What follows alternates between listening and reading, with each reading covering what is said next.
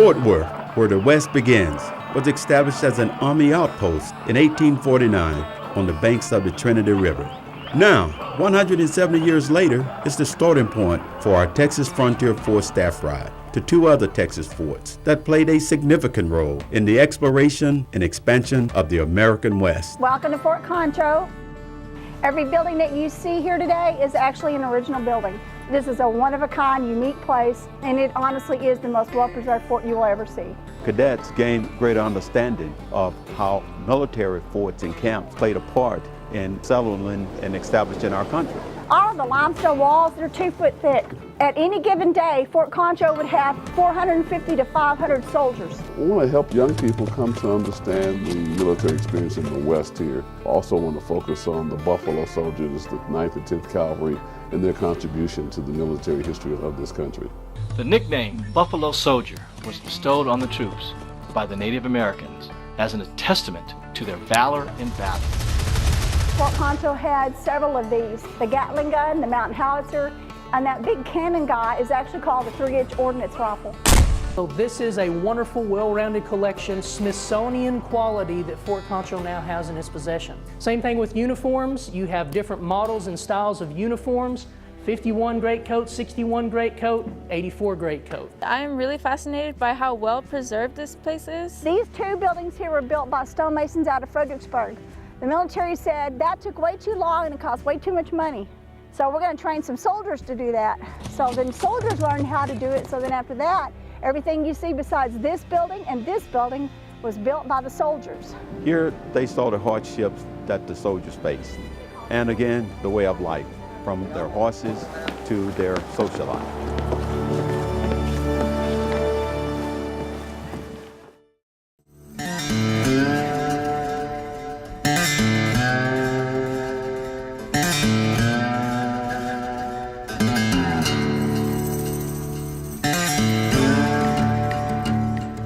Welcome to Fort Davis. Western frontier forts, especially in the Southwest, never had that palisade. There's no need for them because, one, the openness was your defense system, right? You're fighting against Native Americans, especially here in the Southwest.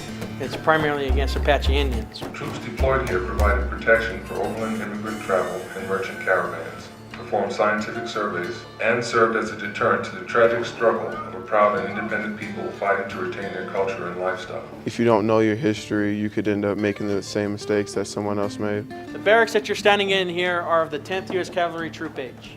Okay, so this is an all-African American regiment known as the Buffalo Soldier.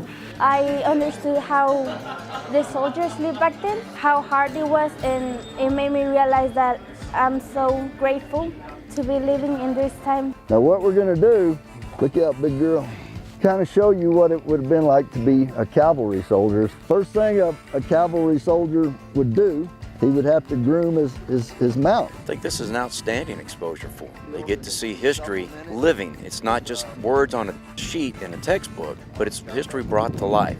Everything that you see on this saddle is basically what the man, the soldier, and the horse is going to need for 2 or 3 days in the field.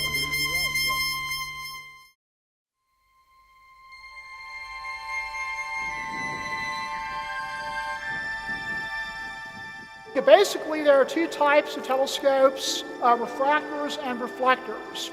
This white one here on the side is a refractor. Can you see it moving? What a great telescope!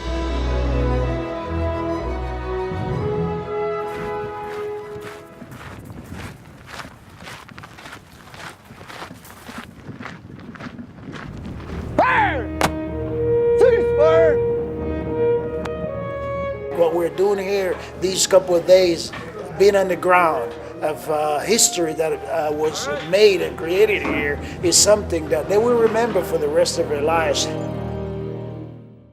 To see the cadets, very shy, unsure of themselves, do research before they come here with all the other communities, and have them stand up firmly and talk about Texas history with confidence and with poise. If you look at a historical map, one thing that you don't take into consideration is the purpose of the map. Was kind of their coming out experiences as assertive leaders of the future. I'm interested in seeing how the physical landscape affects history, but also how we learn about history. This hike is pretty interesting. It's a bit bumpy. I thought it was going to be different, but it's turning out to be pretty cool. All three groups coming together, National Park Service, university students, high school students, college professors, collaborated, gives us a greater understanding of our past, leading us into the future.